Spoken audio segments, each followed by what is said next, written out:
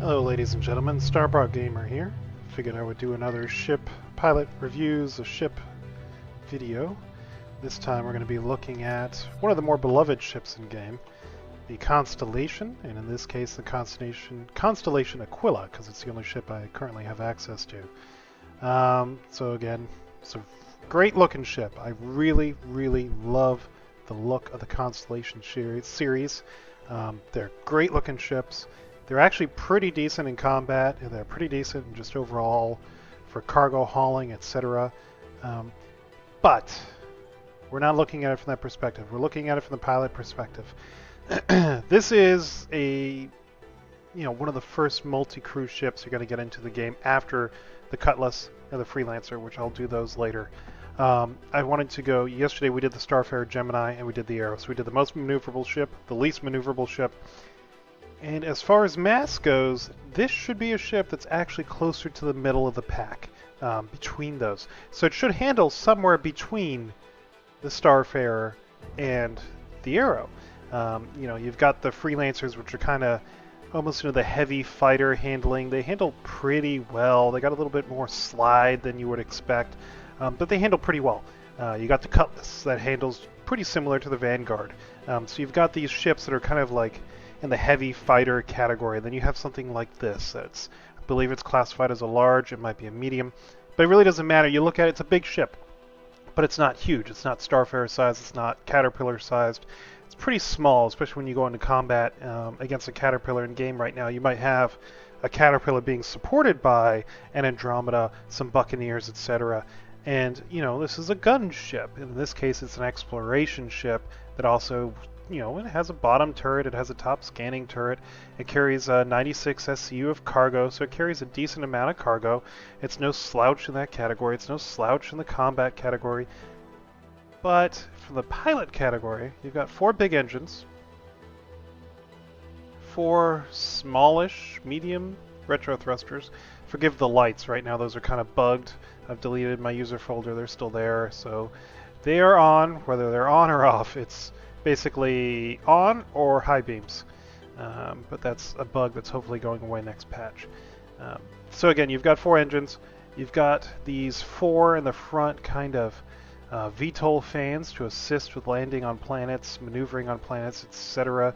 Aerodynamically, it's close to a flying brick. It's got a little bit of a lifting body design on the front portion of the ship, along with those fans, which in theory should help it in atmosphere. We'll see if it does or if it doesn't, or if it handles a lot like the Starfarer.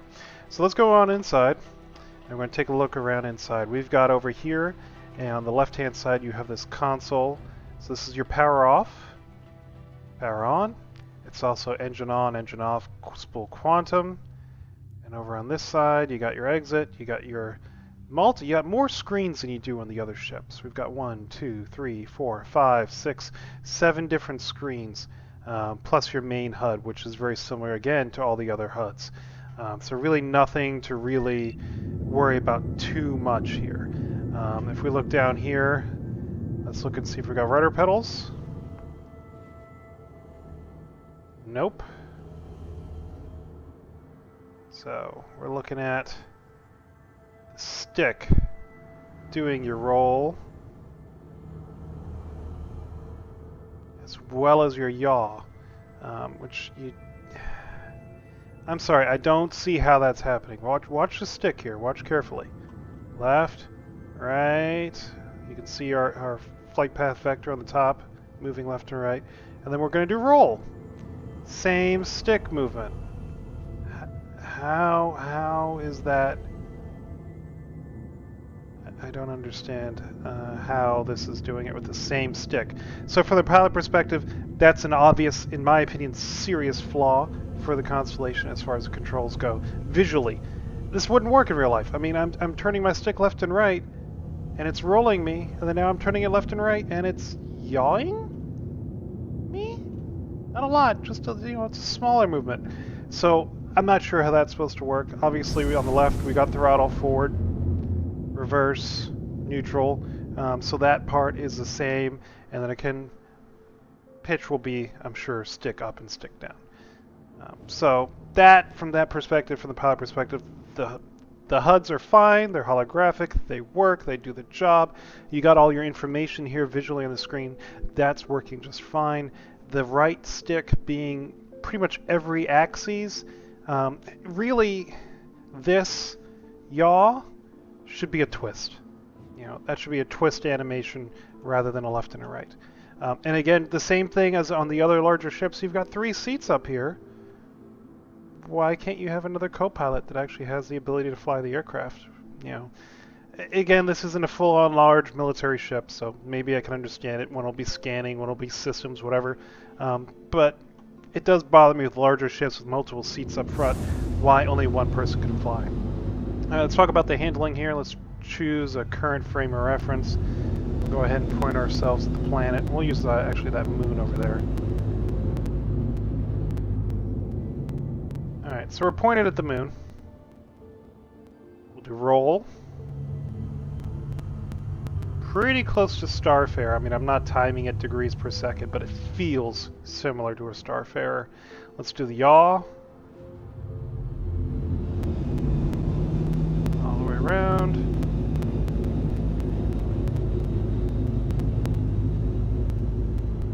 And overshooting. You'll notice it's pretty similar to the Starfarer at roll rate, but something on the Connie that you'll definitely notice in combat, mind you. So you're firing your guns and you're trying to shoot the moon, and he turns and you turn and you stop your turn. Or do you? It takes a long time, so I'm going to stop it right at the moon. You overshoot. You're going to oversteer a great bit on this ship. You really have to counter steer. As you hit your turn, you got to do opposite input to stop your turn, or else your nose will continue to wander off path. The only reason I could think of that might be is due to this configuration where the thrusters are versus where the nose is.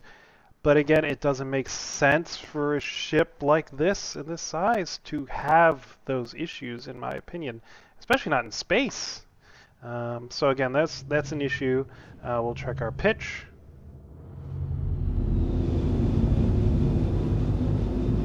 Pitch isn't bad.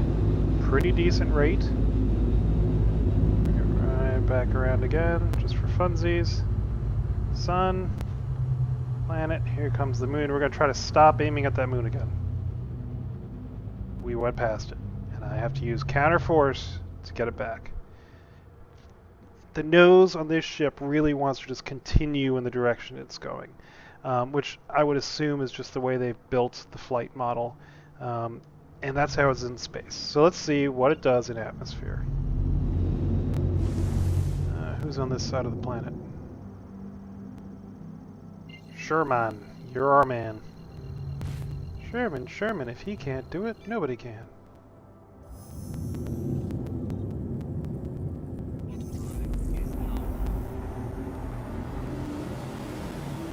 So again, so far we've covered the fact that controls, they're fine, except for yaw. There's no real yaw control on the ship.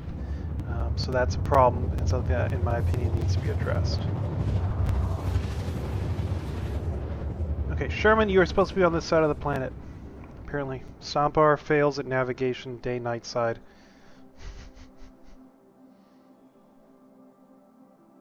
Alright, we'll finish this, and we'll roll up. And we'll do kind of higher atmosphere. And again, we're still high, even with roll, she tends to overshoot. Roll, stop roll, continues to roll. Roll, stop roll, continues to roll. So you really, this is a medium to large.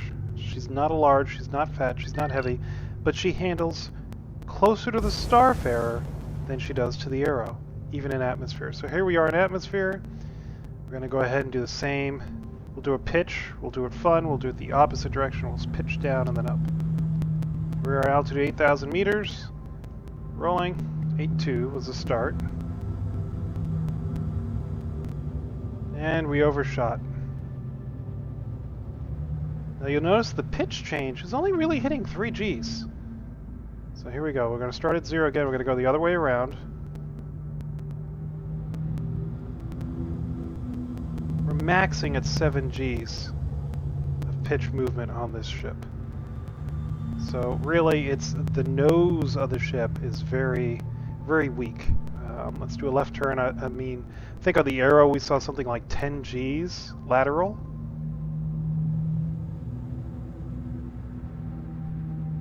.4, and she's basically stopped moving.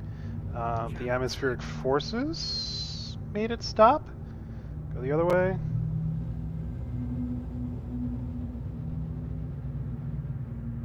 That's it. That's interesting. Well, I don't know why she's stopping there. Let's go do the sideways drift test. 0, 90 degrees. Altitude is dropping, but nose is keeping its orientation. Still dropping. It's still dropping. So again, we're seeing flight behavior very similar to the Starfarer. Again, we don't have wings, so that may be, you know, the way that they're handling wings versus no wings on the ship. So again, we'll look at another turn. We'll use pitch for the turn.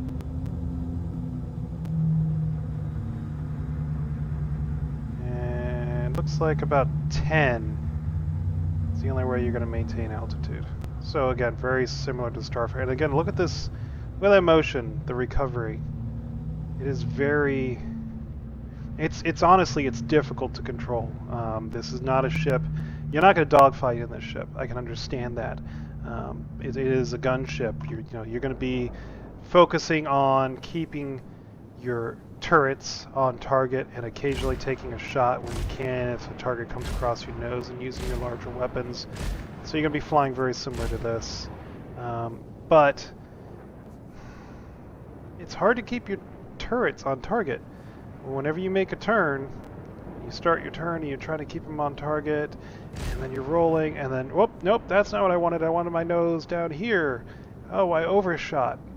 It's a very sloppy steering ship. So from a pilot perspective, I would avoid combat in an Andromeda. I would avoid it in a Taurus. I would avoid it in any constellation, period.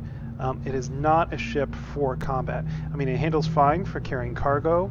You know, is Starfarer, you know, realm of control. You can use it for carrying cargo, for exploration. All the constellations will be just fine. You're not going to be dogfighting in them. But if you get into combat, it's a difficult ship to fly unless you're willing to do the reverse ski.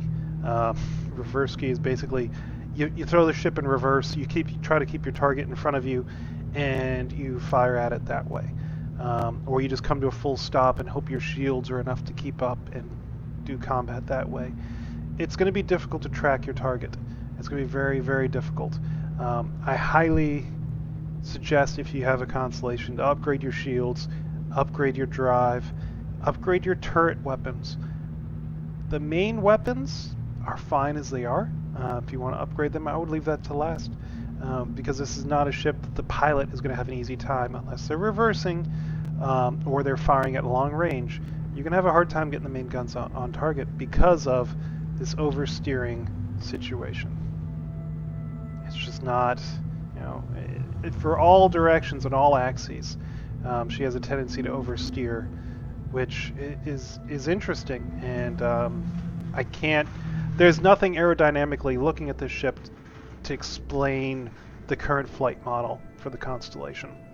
I love the Connies. I currently do not own one. I would own one if the flight model was better. I'd probably own a Taurus because it would make the most sense to me. It's the most cargo per cost that you can currently get in game. And there are great looking ships, and you know, when you got your snub fighter in the back here, it'll be really nice to be able to, you know, have two crew members in the turret, one flying the ship and one in the snub fighter defending you in the Constellation Aquila or an Andromeda. Taurus loses that. It's going to lose that for the extended cargo bay. And I really have to question, as that CG moves aft, as you extend the cargo bay back, how's that going to affect the flight model of the ship? I have a feeling the reason the Taurus is off the roadmap completely is, again, this is just a feeling. I have no information to back this up, but I have a feeling the Constellation is due for another rework or some change to the flight model, and that's why they know it's just as a ship, not in the place they want it at. This is apparently one of Chris Roberts' favorite ships. you have to assume he wants it to fly pretty well and to be fun to fly and be a ship that has a good place in the verse. Right now it's not garbage. It's not garbage, but it's outclassed by the Freelancers. And it's definitely outclassed by the Caterpillar. That's the one we're going to review next. Caterpillar, which is a larger, heavier ship, flies better than the Constellation. So, those are my thoughts. I hope you guys enjoyed this video. And if you have any thoughts, make sure you leave a comment below. If you made it this far, I thank you. Like, comment, subscribe, and all those fun things. Hope you guys have a wonderful day.